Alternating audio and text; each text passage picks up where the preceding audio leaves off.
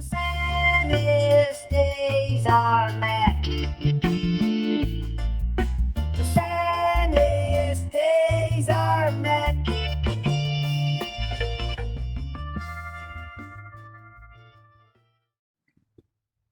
Gary Atkin, so you were Henry Wharton's former, I don't know, trainer, coach if you like.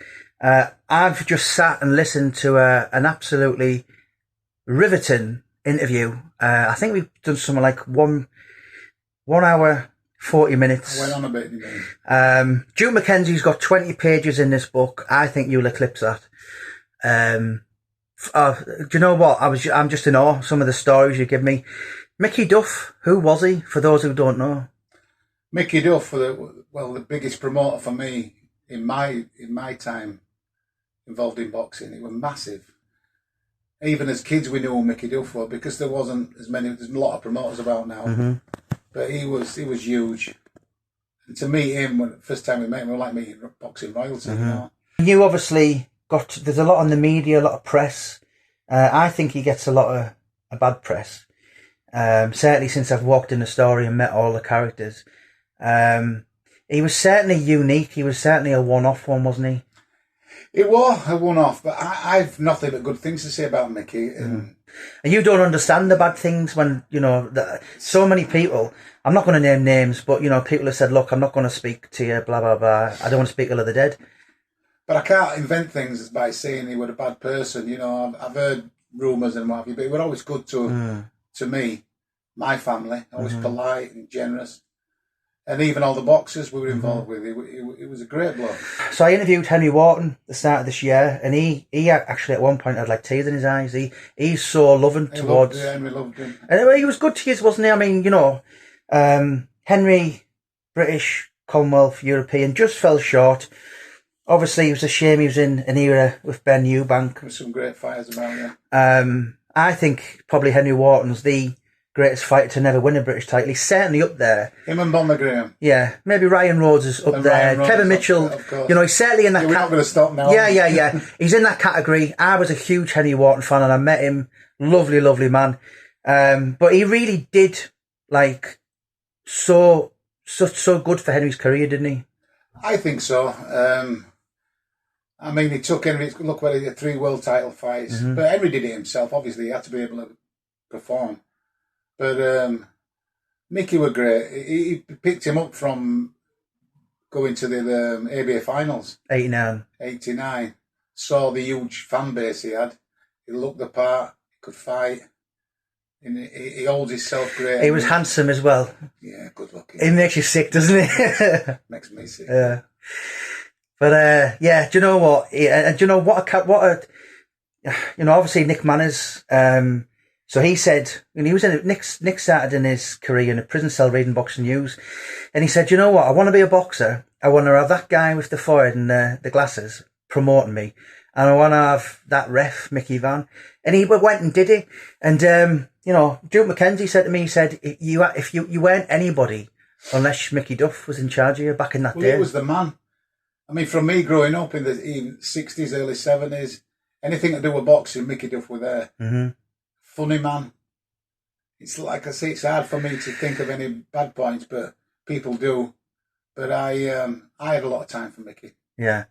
And this book, as I said, it's going to be 100,000 words. It's going to be an absolute barnstormer of a book. It's going to be, you know, like a Bible. It really is. Yeah. Certainly, you know, people are putting books out, and I've had thicker pamphlets of the Jehovah's Witnesses. You've talked to enough people, haven't you? Yeah, you know, that was one of the things I wanted to do. I wanted to go out and stick my head in a beehive, and, you know, yes, not everyone. I said 3. There's probably maybe 5 or 6 have said no chance. I won't forget my dealings with him. Mickey was like that. He was like Marmite. I was just going to say, yeah. But I've seen him have some right rows with people, and he would never back down. Yeah, I mean, Nick Manners said he was fearless. He said he was like a honey badger. Oh, he wouldn't back down. Yeah. I once saw him out around with Gary Mason, and one time that Gary was with him at Albert Hall, it was. And Denzel Brown had just fought, and he come out and had the biggest row, and he was huge with Gary Mason. And but he never backed down. Yeah. So where the beef was, I don't know. But yeah, but I think the thing is, when you grow up in obviously he was a Polish Jew. Nazis had targeted his family. Come over here, as I said, I was just saying to you, I think he'd learned to speak English in like a month. I think he's about 8 or 9 when he come over. And so he grew up in the East End. Yes, he was Polish Jew, but he was around your Jack Spot Commas, your Albert Dimes. You know, obviously people know the Cray twins. No, he didn't know about boxing. Yeah. Promoting and the business itself. You know, he'd met them all who tried to intimidate him. But he knew the business inside out. He knew everybody. Mm-hmm. And he used to tell me, he used to ring me up all times of the night in different countries. Didn't think anybody else went to sleep, you know. Because he used to say boxing was a 24-hour business. Yeah. But he'd ring you up and ask you about how's Henry doing, or how's the lads doing, and then 10 minutes later they'd ring you again, forget he'd rang you, you know. And that was just because he probably spoke to that many people. Because been in that many different countries. He said he sleeps on trains and planes and that. Yeah. And, you know, he certainly, I mean, he kind of almost put, obviously Henry was the light that let the others read, your Tony Silkstones, your Michael Gales, your Nick Manners, your Colin Mallers, Adam Fogarty's, Denzel Brown. Denzel, you know, I'm sure there's probably a few more. Phil Epton. Yeah, you know, and then it was almost like Leeds. We had an excellent stable. Sheffield were always the place, but we were a close second. We had some right fighters in Leeds. Mm-hmm. And for people, you know, this book, I'm probably aiming, I'm going to finish it in the next 6 weeks. Obviously it needs proof. You probably, I don't know, maybe the winter, but then again, winter could be February. For people who don't know who Mickey Duff was, you know, I mean, I want this book to kind of cement his legacy, because for me, he's not spoken of or appreciated enough in the business. It was huge. It was huge in boxing terms. I mean, he with the big boys. He was the Premiership, really, wasn't he, of what football is to boxing. Mm-hmm. From your alleys and things like that, you can go back that far, even farther. Yeah. But he knew the business, and it was nice just listening to him, and I learned so much off him. Mm-hmm. You know, I'll never be able to lace his boots, but I learned a lot from him just listening to him. I thought it was brilliant. Yeah, you know, Dean Powell, God rest him, said, you know, I learned so much from him. I even spoke to Kelly Maloney the other week, and she said, I learned so much from him. You know, he, yeah, there's certain things. You know, I'm just so excited about this book. I kind of want to just put it out, because this book, it's just a labour of love. Do you know what I mean? I want to hang around with people who knew him, and I just want to listen to stories. Do you know what I mean? I said to his son Gary the other night. Oh, when you finished, you mean you want another story? Yeah, I just want to listen. Do you know what I mean? It's like this book. It's obviously going to support a registered charity as well, which looked after Mickey, the Nightingale Jewish Home in Clapham. But the last word. How would you remember him? How should people remember him? I looked at him when I was growing up as he was the king of boxing for me.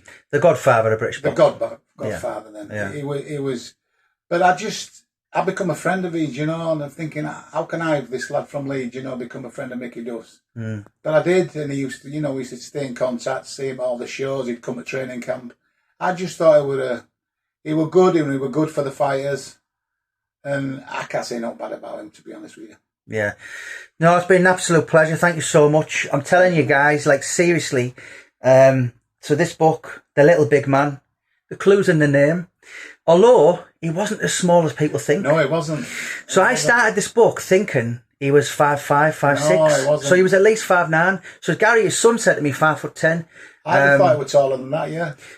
5'10" apparently. I mean, you can look at Duke McKenzie's 5'7", and he's a good couple of inches taller than him. So average height back in that day was 5'8". Apparently it's 5'9", which I'm not happy about because I'm 5'8". Yes. But my lad's 6'3". Yeah, you know. But so he's actually. But a lot of people will have him as a shorties. So the world, he wasn't.